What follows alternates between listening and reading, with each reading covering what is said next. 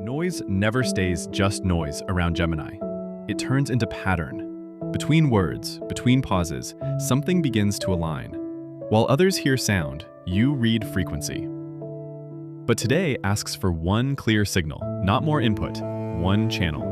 When you stay with a single frequency, your mind stops shifting and starts transmitting, and meaning begins to land.